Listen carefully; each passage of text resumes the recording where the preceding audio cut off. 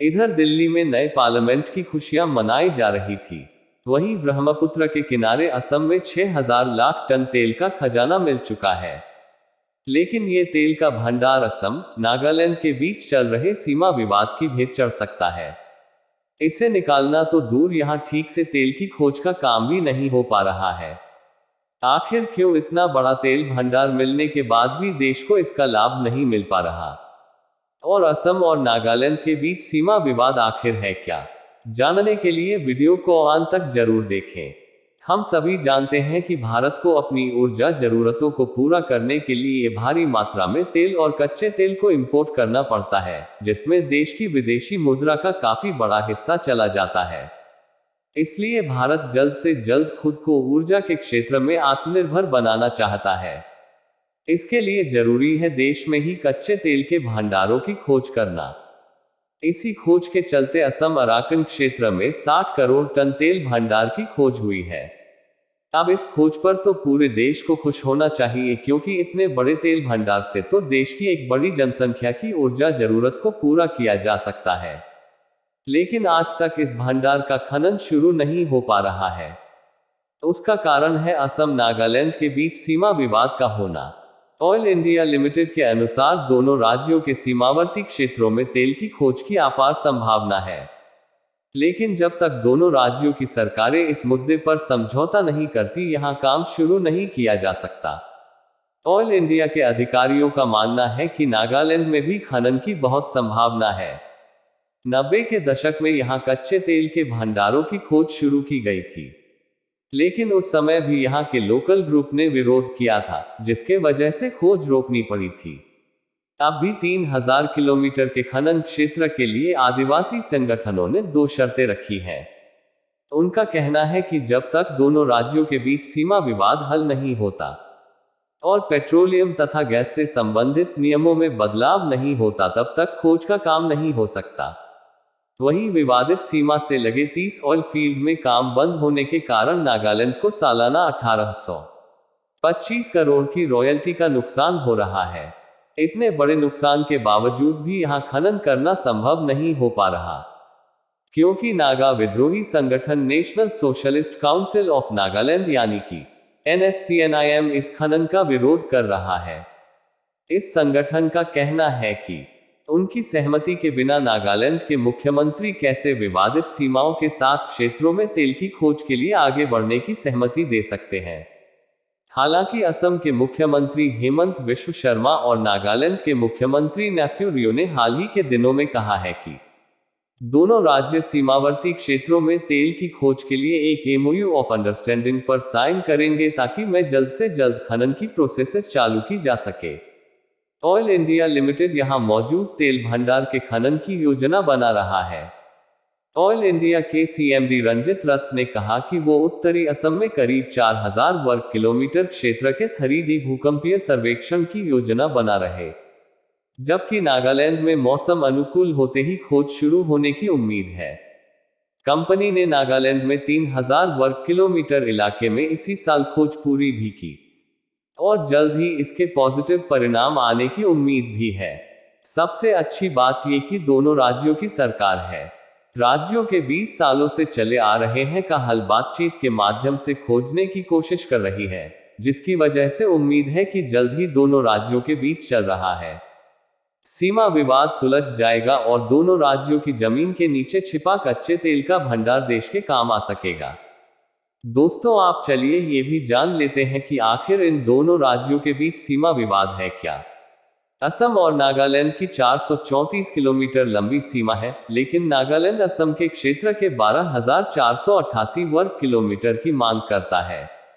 नागालैंड का असम से सीमा विवाद 1963 से ही शुरू हो गया था, जब नागालैंड एक राज्य बना था। नागालैंड स्टेट एक्ट 1962 में नागालैंड की सीमाओं को 1925 के नोटिफिकेशन के हिसाब से रिफाइन किया गया था।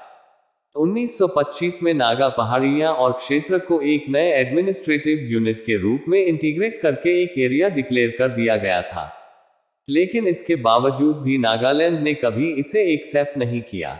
उसकी मांग थी कि एक नए राज्य में नागा पहाड़ियां और उत्तरी कछार और नागांव जिलों में नागा डोमिनेटेड एरिया आज को भी शामिल किया जाए, जो कि 1866 के अंग्रेजों के नोटिफिकेशन के मुताबिक नागा क्षेत्र के भाग थे। दूसरी ओर असम सरकार का पूरा जोर संवैधानिक रूप से सीमा को बनाए रखना है। असम 1 दिसंबर 1963 में बने नागालैंड के कानून के तहत सीमा को मानती है और यही दोनों राज्यों के बीच विवाद का प्रमुख कारण नागालैंड ने कभी भी सीमा को नहीं माना। इस वजह से बार बार यहां संघर्ष की स्थिति पैदा होती रहती है। 1965 में शुरू हुआ यह विवाद 1968, 1969, 1979, 1985, 2007, 2014 और 2015 में बार बार सर उठाता ही रहा। इसके बाद असम सरकार ने सुप्रीम कोर्ट से इस मामले को सुलझाने की मांग की। ये मामला अभी भी सुप्रीम कोर्ट में चल रहा है।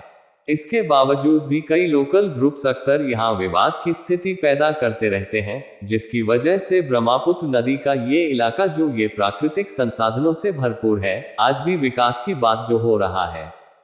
देश के जैसे हिस्से को देश की विकास की नींव की पहली ईंट बनना चाहिए था, वो आज खुद अपने हाल पर आंसू बहा रहा है, क्योंकि ये पूरा इलाका हमेशा तनाव और अशांति से भरा रहता है। लेकिन अब यहाँ हालात सुधर रहे हैं और सुधरती कानून व्यवस्था और बेहतर हो रहे हालातों का परिणाम ये है कि ऑयल इंडिया कंपनी को वित्त वर्ष 2022-23 में कंपनी को जीरो लॉस हुआ, यानी कि उनका घाटा 0% रहा, जो ये अच्छी खबर है। हालांकि 2020 में बाघ जान की घटना से कंपनी को भारी नुकसान हुआ था। 27 मई 2020 को ऑयल इंडिया लिमिटेड बागजान में एक कुआं खोद रहा था, जिससे एक बड़ा विस्फोट हुआ। बागजान में हुई घटना के बाद इंडियन ऑयल ने भविष्य में इस तरह की घटना को रोकने के लिए तेल की खोज की जगह पर एक नया और दिशानिर्देश के लागू किया, ताकि आने वाले भविष्य में ऐसी घटनाओं को रोका जा सके। इसके अलावा Paradip Numaligarh crude pipeline project का काम जोरों से चल रहा है और इसके दिसंबर 2024 तक पूरा होने की उम्मीद है। 1630 किलोमीटर लंबी पाइपलाइन को पारादीप बंदरगाह से शुरू करके उड़ीसा, पश्चिम बंगाल, झारखंड, बिहार से होते हुए असम में नुमालीगढ़ रिफाइनरी तक लाया जा रहा की पाइपलाइन नुमालीगढ़ रिफाइनरी लिमिटेड के रिफाइनरी प्रोजेक्ट का एक महत्वपूर्ण हिस्सा होगा और इसका मकसद 28,000 करोड़ रुपए की लागत से रिफाइनरी की क्षमता को 3 से 9 मिलियन टन प्रति वर्ष तक बढ़ाना। दोस्तों, अगर नागालैंड के बीच सीमा विवाद से काफी समय पहले ही सुलझा होता तो शायद आज देश का क्षेत्रफल के मामले में काफी हद तक आत्मनिर्भर हो चुका होता। हालांकि कांग्रेस की यूपीए सरकार ने इस दिशा में काफी कोशिश की, लेकिन सफलता नहीं मिली। पर अब मोदी सरकार ने दोनों राज्यों का अपना विवाद सुलझाने के लिए मना ही, इसके चलते दोनों आपस में बातचीत करके विवाद का हल निकालने के लिए तैयार। सरकारी विभाग सूरज, क्या इसका फायदा न केवल इन दोनों प्रदेशों को मिलेगा बल्कि पूरे देश की तेल की समस्या समाप्त हो जाएगी और इसका सीधा असर देश की कम्युनिटी पर भी पड़ेगा।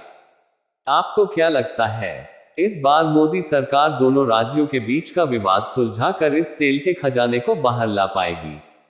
नेताओं के बीच समझौता हो रहा है, आम लोगों के बीच कुछ नहीं हो रहा है।